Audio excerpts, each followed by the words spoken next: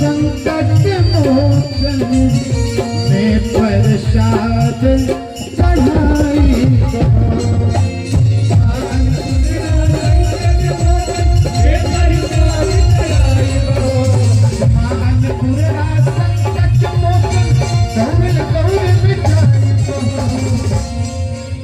शिव जी के डमरू की धुन में